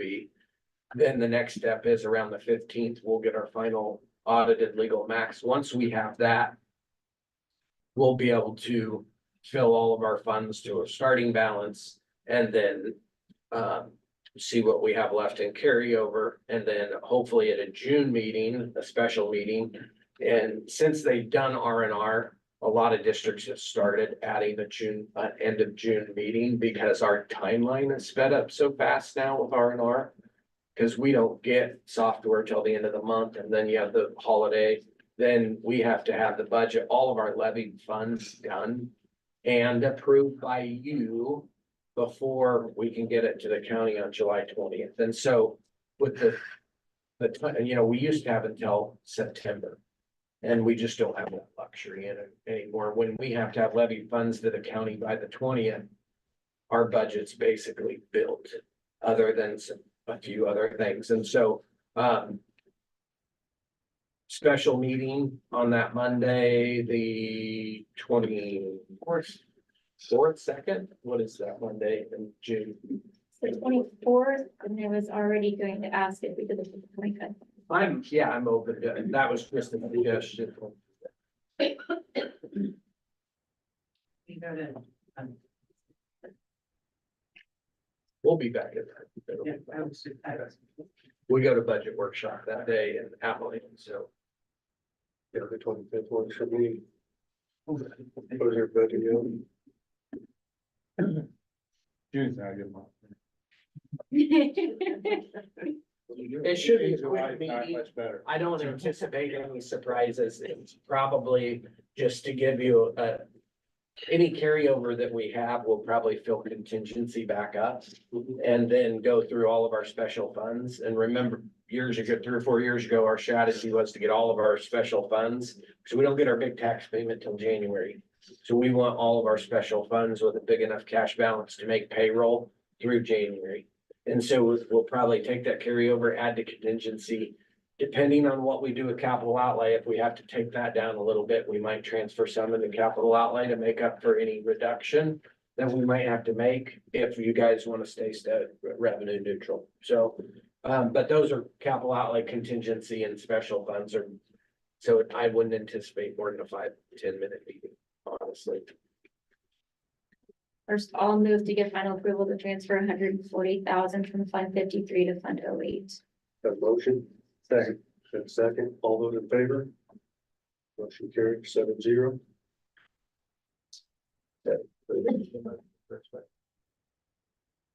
Yeah. Yeah. Yeah.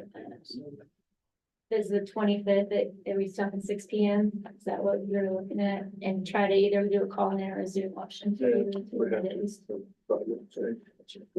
For the purpose of, I mean, 'cause you gotta sit here. Yeah. Close out and transfers. For the purpose of closeout and transfer, I move we have a meeting at 6 p.m. on Tuesday, June 25th in this building. Motion? Second. All those in favor? Motion carried 7-0. I think it's, we got to talk about this, as much free state dollars as we can give, that's an obligation we have to our taxpayers to try to do that, so. Well, that'll be our goal. Okay. Appreciate the work. Yep. All right, next, Brett, on this one. USD 334 contract. Yeah, so this, we've talked about this for the last several months and I'll try to stay high level. There is a hot off the press second draft of a potential contract and I'll stay high level here.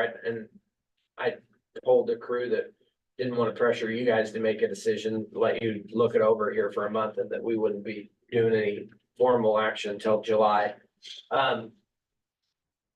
With 334 closing both of their high schools, they have asked for surrounding districts for our willingness to enter into a contract with them to provide educational services to their students 6 through 12. And so, number one, you gotta try to be a good neighbor and high level, why? If they contract with other districts, they get to keep their enrollment number. Okay, and so that can help them sustain for a little bit longer. And it was really important for me that if we did do this, we have our own kids and our own buildings and our own staff to take care of, that it wasn't gonna harm our district financially in any way. And I think there's a reasonable draft agreement here. So if you look at that audited number and you look at that bottom column that says general fund values at the bottom. And so that's our total revenue, including weightings by fund. And so as you can see, the bigger you get, the lower your per pupil is. It's because you don't have low enrollment weightings, you don't have a lot of other weightings that smaller districts have. And so the agreement, the current draft, if we were to do this and we contracted with them, they would pay for every 6 through 12 student, not existing student, if they're already here, they're ours. It would be for new 6-12 coming over, they would pay us, and these are estimates, of course, they change every year, but this is, you can see. The unaudited and the audited for prior year and upcoming year, but so around that $13,000 mark. And I'll use that loosely, don't hold me to that, because that will change based on the demographics of every district. And so they would pay us that amount.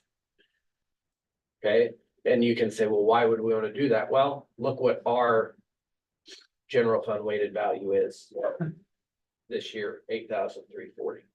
So they're gonna pay us more to educate one of their 6 through 12 students than we get on average for our 6 through 12 students.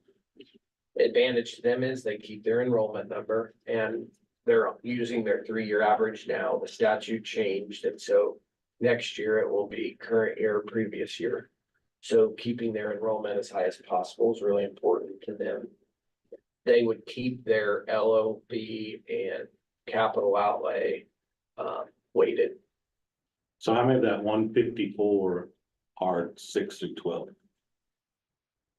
They're students, FTE 154. I don't know, I'm not sure. 154, I know, is their 3-year average. They don't have 154 students. Yeah, and that's Glasgow and Miltonville together. It very informally, they will have less than 100 total K-5 students in both districts next year. And so the big concern areas for me were special education and transportation. And so we did make some adjustments, and these haven't necessarily been agreed upon, but this would be what I would take back to them and say. So if you look at, Don't we send a bus to the county line already? and that's why I wrote in, Article 3, I took our language that we already have in our non-district, our non-resident policy, and basically said, hey, our commitment is, if it works, if we have space, we may meet you at an in-district spot to pick you up. Right. And so it doesn't really overcommit our transportation department to do anything much different than we're already doing, because we already go out to pick up family. So do they think how long is that sustainable for them? Couple of years, maybe. So Maybe. so you're giving 75%. Sometimes they're gonna have less than 100 kids. Of course, they get more weighting for low enrollment Right, yeah, than what they we do. do, so, 13,000. but yeah, but still. You gotta think about number of staff and busing and how far they take people. And here's the other thing too. Okay, is my high school kid gonna go to Clay? I'm gonna send my middle schooler and my 4th grader and my third grader. They're all gonna go to Clay. Right. And So their numbers in their elementary might really shrink. 150. Yeah. yeah, it's gonna be, I think. It's, yeah, they're gonna be well under 100 in both buildings based on the surveys they've sent. That's why it's just a 1-year contract. Says a 2-year, That's 2 years. but every year. We have the renewed option for- to get out. So it's yeah, you can get out of it or you can go for another 2 years. And special ed was the other one, because there's 4 districts. And so it gets really tricky. We met in Glasgow this morning and kind of hashed some of this out, but we provide special ed services for 334 students. Well, if a 334 student chooses to go to Clifton and Clyde, they're technically 334 student. And so that's why we wrote in today, and I haven't, but so let's use Beloit as an example. They're one of the districts, so their contract is what we hope would say USD, whatever Beloit's number is, will be responsible for special education services. And I added this second line, TELEC is not responsible for serving any 334 students in grades 6 through 12 who are contracted with any other school district. And so there's still some work to be done behind the scenes to make sure that all of those other contracts don't commit Telek to anything, and I don't think they can do that, but it's a good group. Everyone's working together, so with the best intentions. And then we struck in the funding piece, Article 1, number 3, that it would include special education weighting because you agree to provide those services for that student, so you would get that weighting also. And so honestly, I think this will impact us. And the other thing, families in that district for any of the others, they could come knock on our door and say, hey, we want to be a non-resident student. We want to fill out the non-resident application. We don't want to be a contracted student, and they just fall within our non-resident policy. They're not a contracted student. And it's all, We gotta take them at their premise, yeah. yeah. And so I wouldn't be surprised if we don't end up with any contracted students, but we want to make that an option, be a good neighbor. It doesn't harm us in any way financially. And we can help them out. And then we're still protected by the kids are already coming here. And the kids that would already be enrolled here would fall under any of this. And we wrote that in there. Okay. Yeah. Or it was written the other way, and we took it out again. So, no, I don't, and just feedback, any questions or thoughts tonight? Maybe just a nod that, yeah, keep working on it, or no stop would be good for me. Yeah. Being good neighbors. Anybody a hard no to not keep talking about it?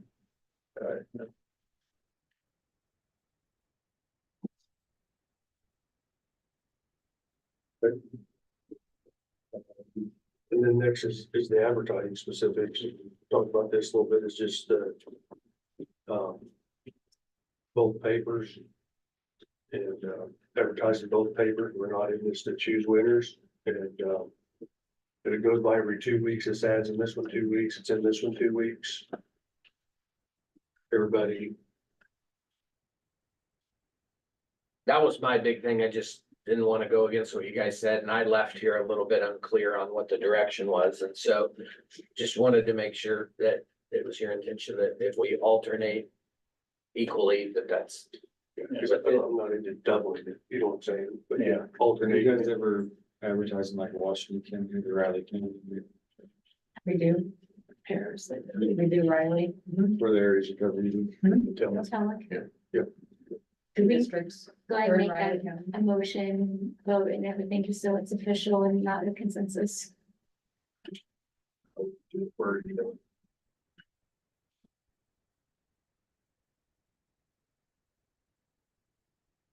It's not my motion, so.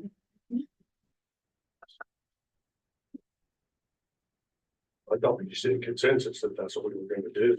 I don't think a consensus is a good idea. I think we should make an official motion so that they have clear, concise, instructions to follow as a board office. So it's just very clear. I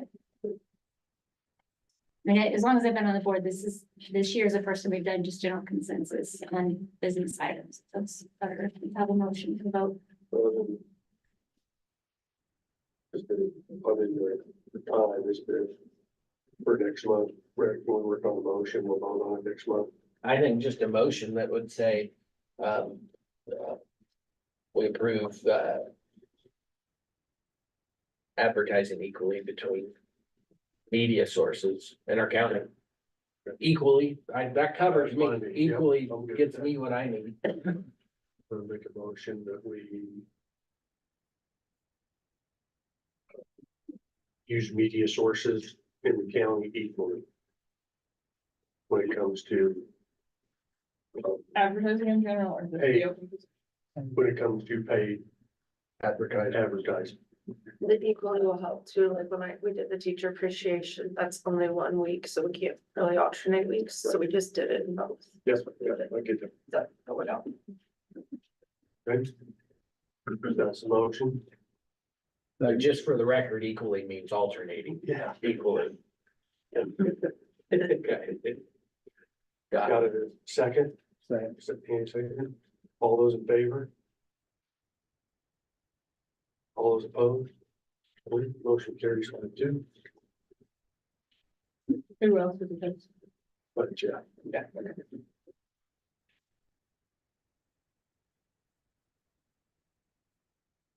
All right, the next meeting, get a recruitment, retention update.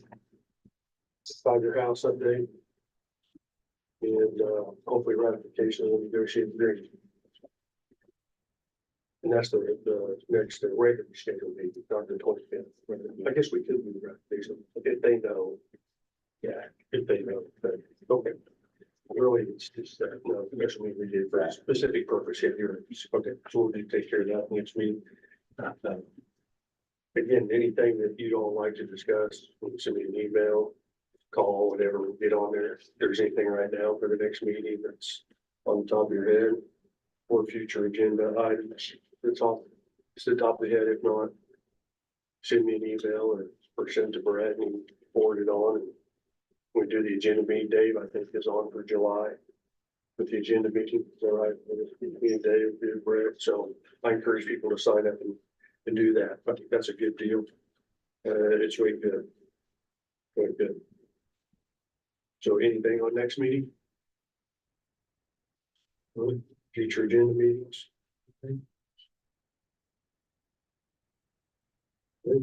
Well, yeah, excuse me. Tracy, what I'm just curious about, at least for the next meeting is that I'd like to discuss the, the library report. Okay. If I could, please. Yep. Thank you. We can do that. We'll put that on the next meeting. Let's give us a lot of report. Agree with that? Oliver? Yeah, anything specific there or that I need to be ready? It's just on the library information that are presented there in May. Anyway, I'm just looking at Lindall's schedule. For instance, and I know we discussed this prior on that, prior meetings, but when I was wondering about, I see that it concerns me though, that we have, according to the second sheet of the data, it shows we have number of students of 220 in Wakefield. We got 13 hours open per week in the library at Wakefield, which basically, as everybody knows, K through 12 at that facility. And we have Miss Hall there all day on Monday, 7:40 to 10 o'clock on Wednesday morning, and 12:10 to 3:50 on Friday afternoon. Now, in the meantime, when I was looking through the schedule here, I see that, of course, on Tuesdays and Thursdays, she alternates to CCCMS and to Lincoln on them dates too. What I was wondering about is that the number of staff that we have working at Lincoln Garfield, at the middle school and at the high school, we have down as 2 as number of staff working. Now, does that include Miss Old also filling in as one of the numbers of staff? Yes. Yes. Okay.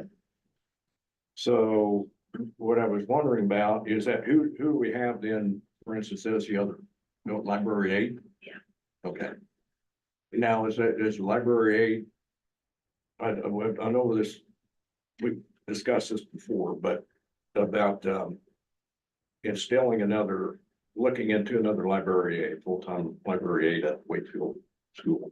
And my reasoning is that with the quantity of students that we have enrolled in that building, at the same time, we have additional, wide variety of additional grades, more than we do in necessity as compared to Lincoln Garfield Middle School and High School.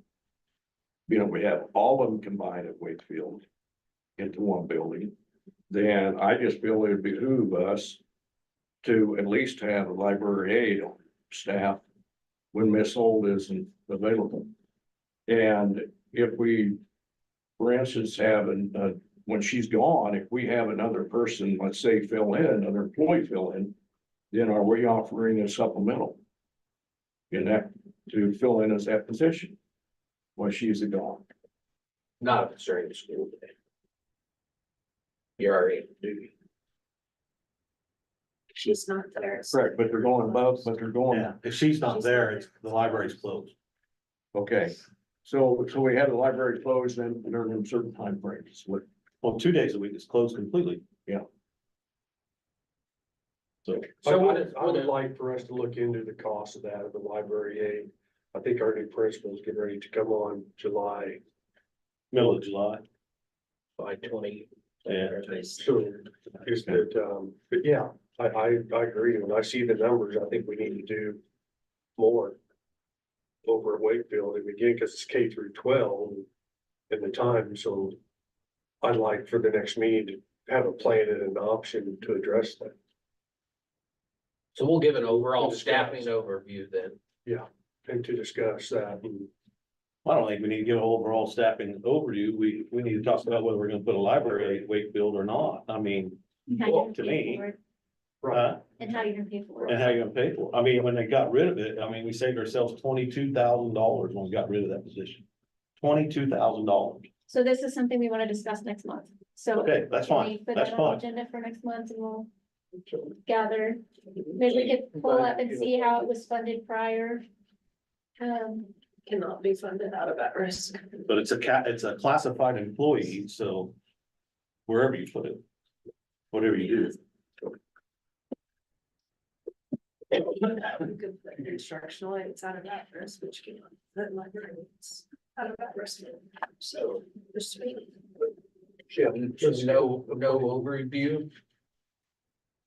Like, because generally when we look at stuff, we look at all the buildings together, not just one, but tell me what you want. I would like to look at all of it. Wakefield, we need the information on the specific of adding a position of the library aid Or other creative options to keep the library open. and, So there's a Title I position being housed in that whatever we could do to space. keep the library open, whatever those options are. The goal is to keep the library open.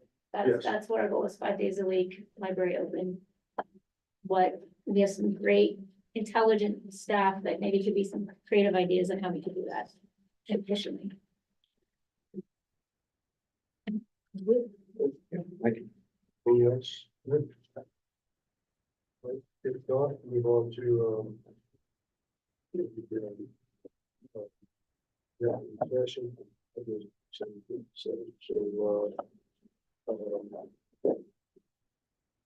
And then we go into executive session to discuss negotiation pursuant to negotiate the exception retained in May, the open meeting shall resume at 8:05 in the boardroom. The executive session should include board superintendent and Caleb. Second. And a second, all those in favor? Carry 7-0. 8:05. We usually take a break. Do we need to take a break? Let's just go on. So 8:05, till 8:05. Let's just go. There you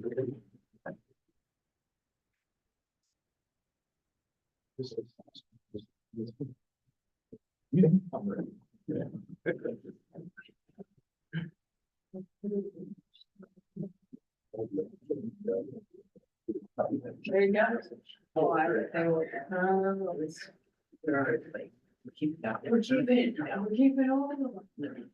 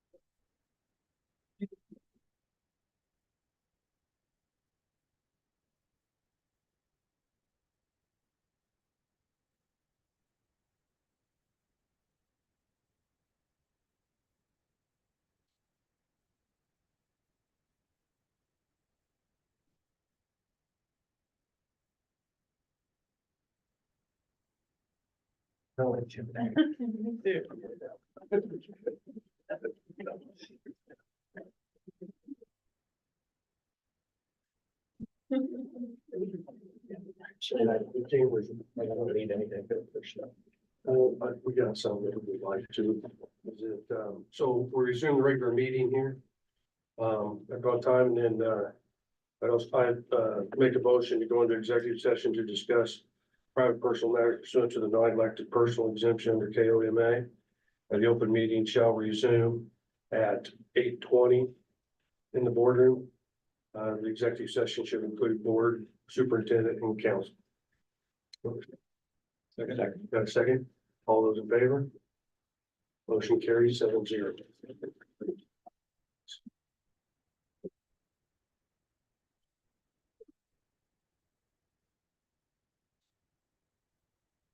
Till 8.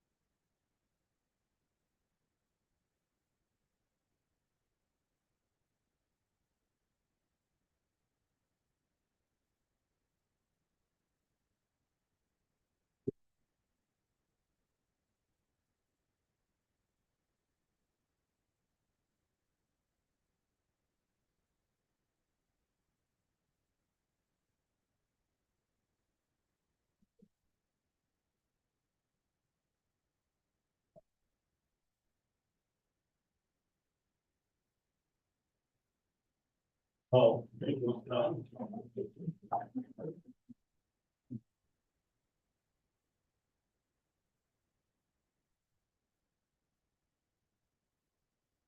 Where did you do?